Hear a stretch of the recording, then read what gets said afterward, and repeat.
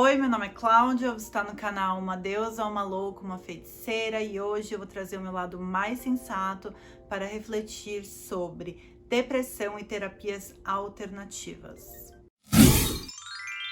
Eu quero ressaltar que esse vídeo não tem um olhar, um ponto de vista clínico, eu não sou psicóloga. Se você estiver precisando de ajuda, não hesite em contactar profissionais da saúde. Aqui embaixo na descrição eu vou deixar o site do CVV, que é o Centro de Valorização à Vida. O telefone é 188. Também vou deixar o contato da minha irmã, que é psicóloga, e do meu psicólogo, o Joel. Eles vão ficar felizes em te indicar alguém se for preciso. E, gente, antes da gente entrar no assunto, se inscreve no canal, deixa seu like, curte, comenta aqui embaixo o que você acha. É muito importante você me dar essa força, ajuda no crescimento do canal e vai me proporcionar mais recurso para eu conseguir produzir vídeos melhores. Não esquece, então, de dar essa força, já faz logo de cara. E também ativa o sininho, porque aí você vai receber as notificações quando tiver vídeos novos. Eu preciso que você imagine uma situação comigo.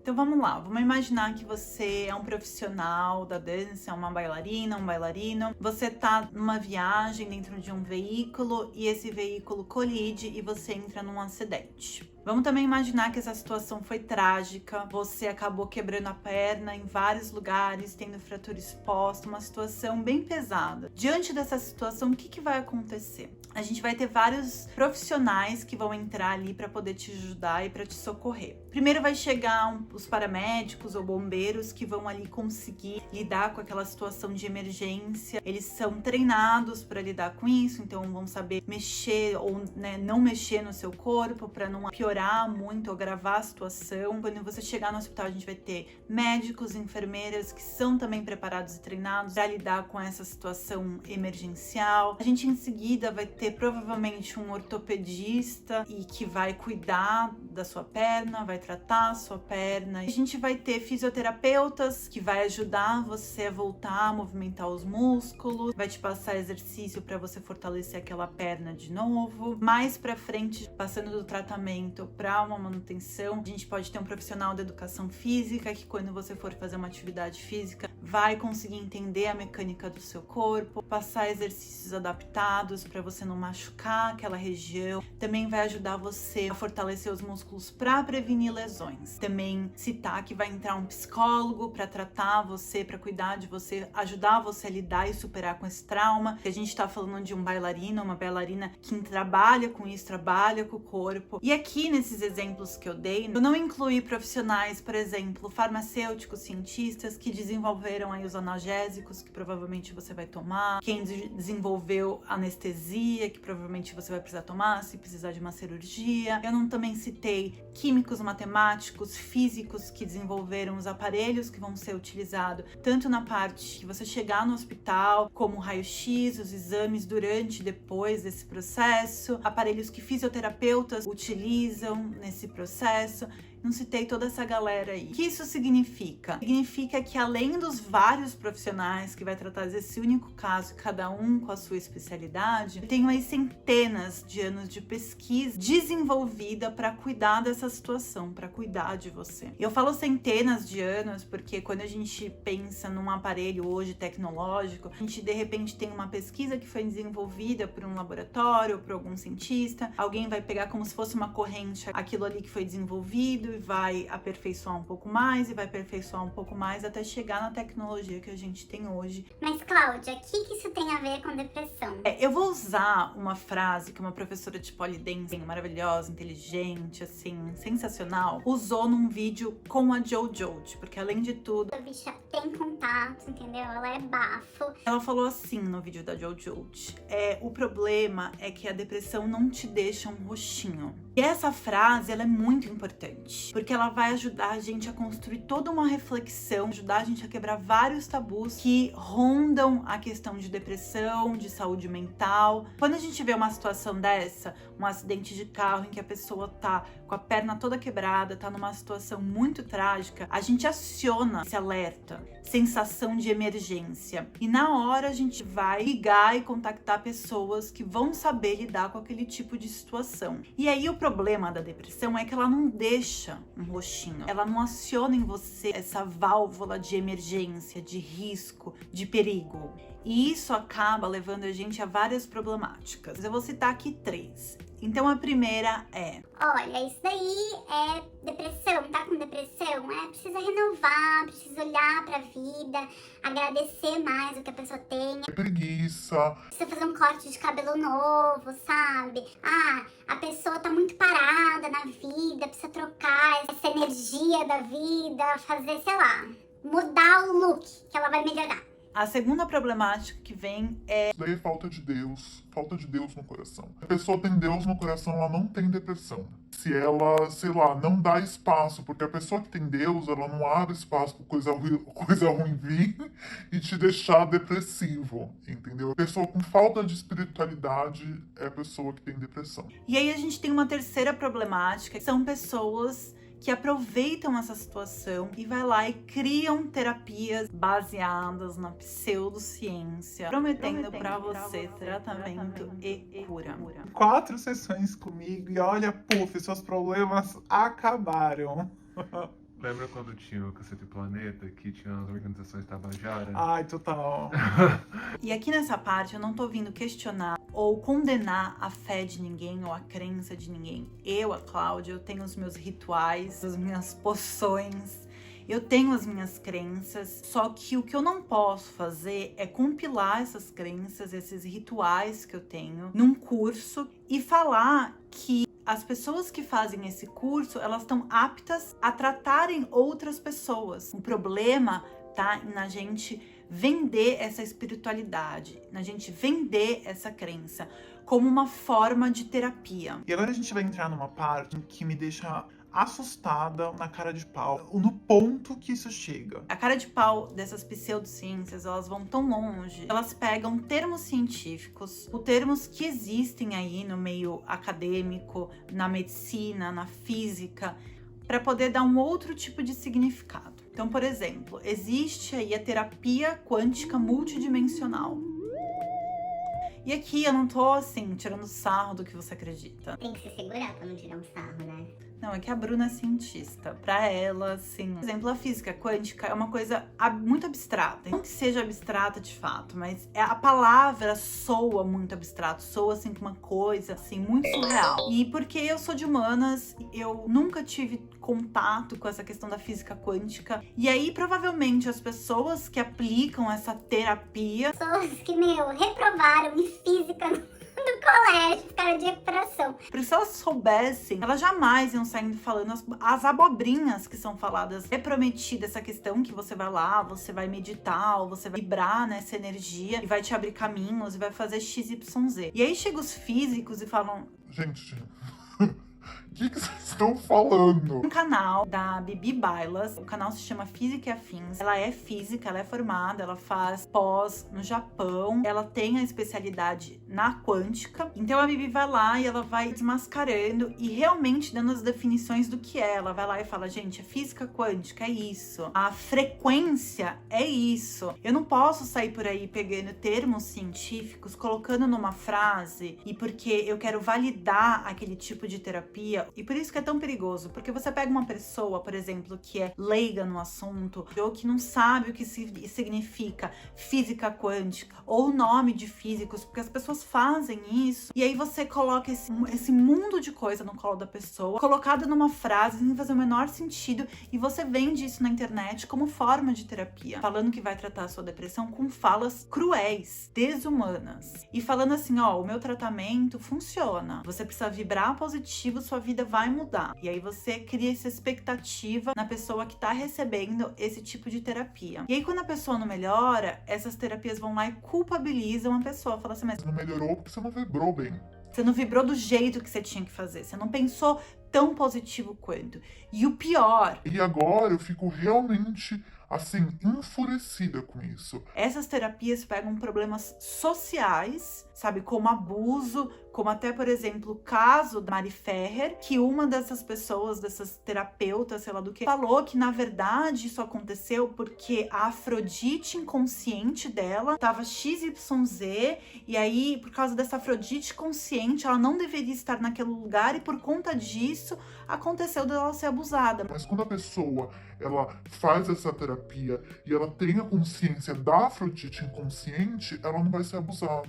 Aí a pessoa troca a mini saia pela Afrodite inconsciente. A pessoa troca a mini saia por você não estar vibrando positivo o suficiente. E aqui eu vou frisar mais uma vez que você pode acreditar no que você quiser. Você pode acreditar na teoria do unicórnio brilhante que joga purpurina nas pessoas. Assim, não tem problema a viagem que você quer ter e você quer fazer e você quer acreditar. O problema é pegar isso daí e falar para as pessoas que isso é um tipo de tratamento. Por exemplo, quando a gente vê uma clínica clandestina, faz procedimento estético com profissionais que ou eles não são da saúde ou eles perderam a credencial deles, eles não podem exercer aquele tipo de coisa, fazendo no fundo de casa, no quintal de casa, procedimentos estéticos, a gente fica horrorizado. Sai isso na televisão, as pessoas são presas, a gente acha isso um absurdo, a gente olha para aquilo como uma mutilação do corpo. Tô na situação que eu falei que a pessoa sofreu um acidente, você confiaria a sua perna numa pessoa que não tem total conhecimento do que tá fazendo, que não tem uma formação médica, que não tem, sei lá, uma credencial,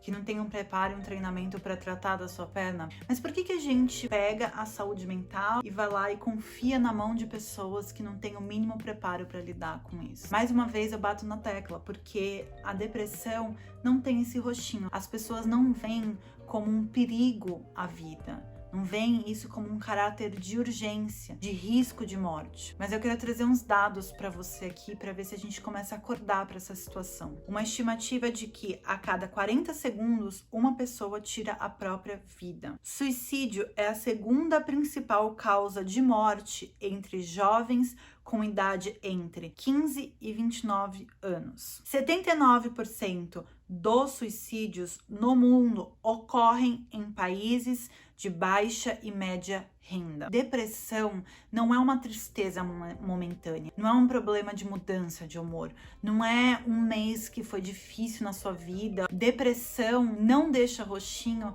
mas ela tem a seriedade de uma fratura exposta. Tem a urgência de ser tratado como o acidente que eu falei, que eu descrevi, porque ela pode causar um dano real ou até mesmo fatal. Tem a necessidade de profissionais da saúde capacitados. Depressão é uma tristeza profunda, é falta de ânimo, cansaço, melancolia, sentimento de culpa, falta da sensação de prazer, falta de autocuidado. Muitas vezes é falta de sentido na vida ou até mesmo falta da vontade de viver. A depressão, ela é um processo multifatorial. Significa que não adianta muito você buscar a causa do que originou.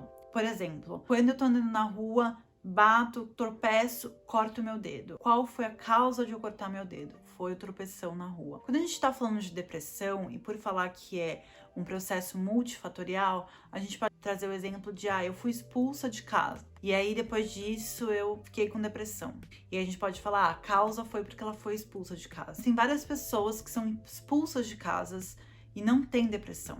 E por que isso? Porque a depressão vai envolver aspectos químicos, biológicos, sociais, psíquicos, culturais. E esses aspectos, eles vão se atravessar. E essa separação que eu tô falando entre aspectos sociais, químicos, biológicos, é para fim didático. Porque na vida real, no dia a dia, a gente não consegue pegar um ser humano e falar para exatamente que aquele aspecto é um aspecto social, que aquele aspecto ali é um aspecto biológico. A gente não consegue fazer essa divisão, porque a gente está falando de um ser humano que é múltiplo, que tem uma bagagem cultural, uma bagagem genética, uma bagagem social. Por isso que tratar a depressão é tão complexo. A gente está falando de um indivíduo que é múltiplo, que tem essa bagagem múltipla, mas que também vive dentro de uma sociedade que tem a sua bagagem histórica. A gente está falando de uma sociedade que vai ter a sua cultura, sua economia, a maneira como aquela sociedade se desenvolveu. E aí, pra gente conseguir visualizar isso, eu trago o vídeo da Rita Von Hunt. Ela, bem no comecinho, a Rochelle, que é uma das pessoas da produção dela, chega pra ela e fala assim: Rita, você tá tão tristinha hoje, você tem que cuidar da sua saúde mental. E aí a Rita vai lá e responde assim: Tratar da minha saúde mental antes ou depois da queimada do Pantanal? esse vídeo da Rita Von Hunt, ele é essencial porque ele vai mostrar pra você que não importa o quanto eu esteja vibrando, se a sociedade em que eu estou inserida tá vivendo num caos. É de muita má fé uma terapia jogar em cima de um indivíduo a responsabilidade de um problema social. Falar para esse indivíduo que a responsabilidade da saúde mental é única e exclusivamente dele, sendo que ele vive numa sociedade doente, que nega acesso a necessidades básicas. É um discurso elitista e que nega a realidade em que o Brasil se encontra, que nega 13,5 milhões de pessoas miseráveis, que sobrevive com R$145 mensais, que nega mais de 12 milhões de pessoas desempregadas no Brasil, que nega que em 2020 um total da área desmatada na Amazônia já é maior do que a cidade de São Paulo. Nega as estimativas globais publicadas pela OMS, que indica que aproximadamente 1 em cada 3 mulheres em todo o mundo sofreram violência física ou sexual, que nega que quase 80% dos casos de suicídio ocorrem em países de baixa e média renda. Além disso tudo, as pessoas que estão dentro de um grupo, quando você fala de LGBT, por exemplo, por que LGBT tem um risco maior de ter depressão e até mesmo do suicídio? Tem pessoas que têm medo de apanhar, são pessoas que saem na rua, que são filhos que são expulsos de casa, são pessoas que são negadas pela sociedade, que não é considerado gente, entendeu? Pela maioria das pessoas, né? Que não é considerada gente, que é considerada abominação pela igreja, por fiéis. Pega um LGBT que foi expulso de casa, você pega um LGBT que apanhou na rua, você pega um LGBT que não consegue trabalho pelo fato de ser LGBT, você pega uma pessoa que tá numa constituição dessa e fala, pensa positivo. Não adianta, ela pensar positivo não vai fazer que a sociedade diminua a violência que essa pessoa tá sofrendo. É desumano chegar para uma pessoa que está passando por uma dificuldade, agora, por exemplo, tá sem emprego, tá com dificuldade de ter o que comer e falar para ela, na situação que o Brasil se encontra, por exemplo, agora, dentro de uma pandemia, e falar assim para ela, olha, só você aqui pensar positivo e cocriar um emprego que vai aparecer. Sendo que a gente tá falando de milhões de pessoas desempregadas. É um discurso completamente elitista. A espiritualidade, meditar, vibrar, sei lá o nome que você quer dar, não vai garantir que você não adoeça, que você não entre num acidente de carro, que você seja rico, que seus problemas façam assim, pum, e desapareçam. Para essa parte aqui da nossa reflexão, eu vou trazer um seriado da Netflix que se chama Messias. É um seriado muito bom e que eu vou falar só uma parte, só um pedacinho dele. Existe uma mãe que tem uma filha e essa filha, ela tá com câncer. E aí o pai e a mãe decidem que ela precisa fazer o tratamento, tal, quimioterapia, radioterapia, o que for. Os médicos avisam para os pais e falam assim, olha, o tratamento é invasivo e vai ter efeitos colaterais. As pessoas ficam enjoadas, ficam bem doentes, ficam bem mal. E os dois concordam, entendem essa situação. E aí tá rolando esse Messias aí, que a galera fala que ele pode curar, e todo mundo tá seguindo ele. E aí essa mãe pega a filha escondida do pai, começa a seguir esse Messias, fazer várias viagens. E com isso pausa o tratamento da menina. Em um dado momento do seriado, a mãe consegue colocar ela e o Messias junto. Eles conversam, ela vai embora. Quando ela chega na casa, o pai tá assim, alucinado com essa situação, começa a falar até em divórcio, fica muito bravo. Ela fala, não, como assim? Para, olha como é que a nossa filha tá melhor. Ele fala, claro que ela tá melhor. Ela parou de fazer os tratamentos. A gente sabia que ela ia ficar muito ruim com os tratamentos para poder tentar ficar boa. Logo depois dessa conversa, passa um dia ou outro e a criança morre. E aí eu quero pegar essa situação desse seriado e aí muita gente vai falar, mas é um falso Messias. Deixa aí pro seu julgamento, né, cara? E aqui de novo eu vou trazer o nome da Bibi Bailas. Existe um vídeo dela dedicado a analisar um artigo científico que foi feita uma pesquisa na Universidade de Yale sobre terapias alternativas e câncer. É uma pesquisa que foi feita no decorrer de 10 anos e com mais de 1 milhão de pessoas. E essa pesquisa concluiu que pacientes que têm câncer e utilizam a medicina alternativa tem 2 vezes mais probabilidade de morrer. Cláudia, como assim o que você tá falando? Você tá falando que lá sentar, ficar meditando, vai fazer uma pessoa morrer. Então, por que usar terapias alternativas aumentam esse risco? As pessoas tendem a abandonar o tratamento convencional e, por isso, o risco dobrado.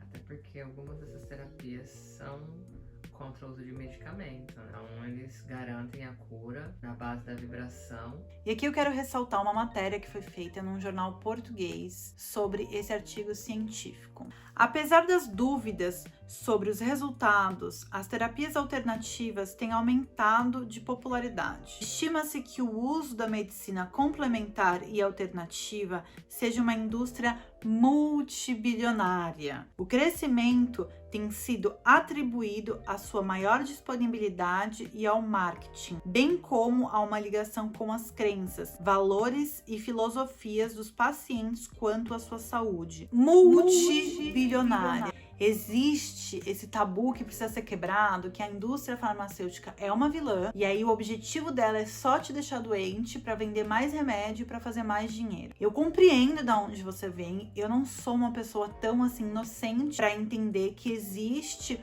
muito mais investimento da indústria farmacêutica na pesquisa de tratamento do que na pesquisa de prevenção.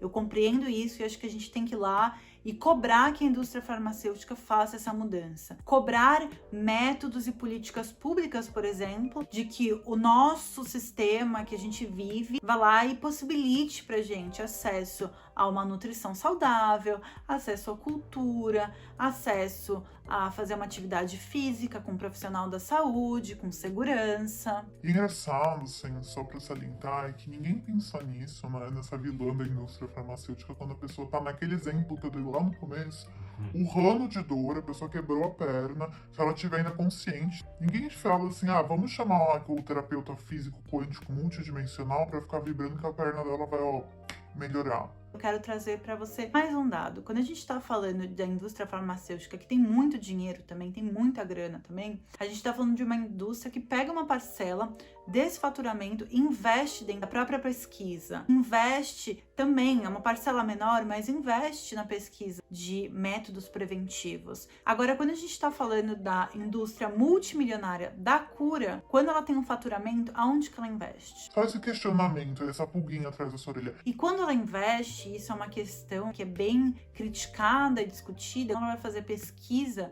científica, o que acontece? É uma pesquisa tendenciosa, porque ela não tá ali tentando estudar o mecanismo daquilo ali que tá acontecendo. Ela tá querendo provar que tá certa. Então, eu criei aqui um método, uma teoria de que eu consigo curar através da planta XYZ. E aí as pessoas não vão lá pegar a planta e estudar o mecanismo que acontece quando você ingere. As pessoas vão partir da premissa de que essa planta cura. Elas querem provar que cura, porque elas já estão vendendo, elas já abriram um negócio, já estão ali distribuindo. É tipo o Bolsonaro com as cloroquinas tudo, ele tem que falar que aquilo ali funciona. Então se torna uma pesquisa tendenciosa. E a própria essa indústria, a terapia alternativa, ela faz muito dinheiro. Só que ela não investe na pesquisa, ela não investe na ciência. Para quem tá no sofrimento, você tá vendo ali o exemplo vivo da cura. Aquela pessoa passou pela mesma situação que você e agora ela tá ali ótima, falando pra você. Então é óbvio que você vai querer.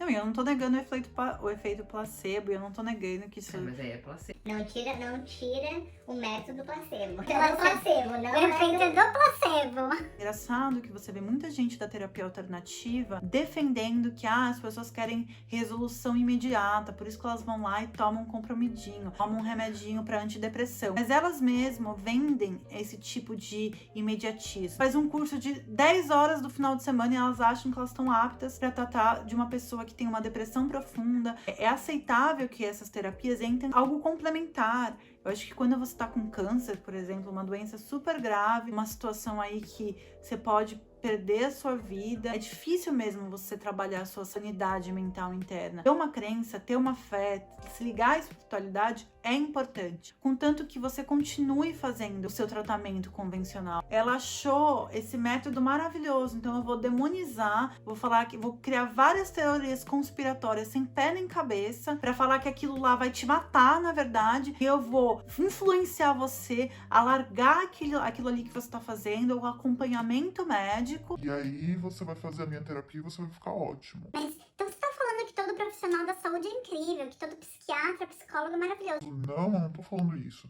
Só que quando você tem um problema com um psicólogo, um psiquiatra, alguém, nesse caso, você tem um conselho que você vai lá reclamar. Você tem como processar essa pessoa, você tem como fazer essa pessoa perder a credencial dela e nunca mais poder exercer aquela função. Agora, se eu vou, sei lá, num constelador familiar que fala que a culpa é minha de eu ter sido abusada, que na verdade isso foi porque eu não era conectado o suficiente com meu pai, e aí ele viu a necessidade de ir lá e me abusar, me coloca numa situação como já foi aí relatado por várias pessoas, confrontar e pedir desculpa pro seu abusador, e você deixa a pessoa muito perturbada da cabeça. Aí você vai reclamar pra quem desse constelador familiar? Você vai falar com quem? Pra que conselho, pra que órgão você vai reclamar? Sendo que você não tem nenhum contrato. Começa a pedir contrato. Quando a pessoa for fazer uma terapia, fala, tá bom, vamos fazer aqui a quântica. Eu quero um contrato sobre o que você tá me prometendo. Porque quando sai da boca dessas pessoas, você vai ver absurdos, relatos de pessoas prometendo tratar esquizofrenia. E aqui eu também vou trazer uma psicóloga chamada Cecília Dassi. Ela tem um canal, é bem legal, faz um tempo que ela não posta, mas ela fala sobre a questão, existe nessa questão do antidepressivo e do calmante. Ela primeiro diferencia os dois e ela fala do abuso de utilizar calmante sem a necessidade. Então, às vezes você vai no médico, você tá com dor nas costas, mas você tá se sentindo muito nervoso e a pessoa vai lá e te passa um calmante. E isso é errado, porque o calmante, ele é utilizado em situações emergenciais. E o antidepressivo, ele vai fazer parte de um tratamento. Então, você precisa sim tomar todo dia. E as diferenças, e ela falando, eu não sou contra remédio, eu sou contra a má utilização do remédio, o abuso do uso do remédio. Você, qualquer coisinha, tomar um remédio de uma forma irresponsável. Quero ressaltar e repetir que você não precisa demonizar tratamentos convencionais para promover a sua terapia alternativa. O exemplo que eu dei lá no começo do acidente do carro, quando a gente tá falando de uma pessoa que quebrou a perna em vários lugares e que teve esse acidente, a gente vai primeiro tratar aquilo de uma maneira emergencial, a gente vai trazer os médicos, a gente vai operar, depois fazer exame, aí essa pessoa vai para um fisioterapeuta e vai fazer só os movimentos que o fisioterapeuta indicar, e depois vai vir o profissional da educação física. Não dá para fazer o caminho inverso nessas situações. Muita gente chega pra você e fala assim, você tá com depressão, vai lá fazer exercício, se alimenta bem e tal. Dependendo, né, qual o nível da depressão que você tá, não adianta você ir lá e fazer um exercício. O exercício é bacana pra prevenir a depressão, mas quando você já tá numa situação depressiva, quando você já tá numa situação que você tá abalada, não se culpe se você não consegue levantar e se alimentar bem, se cuidar ou fazer isso, fazer aquilo. O que você precisa tentar fazer é procurar ajuda, entrar em contato com um psicólogo.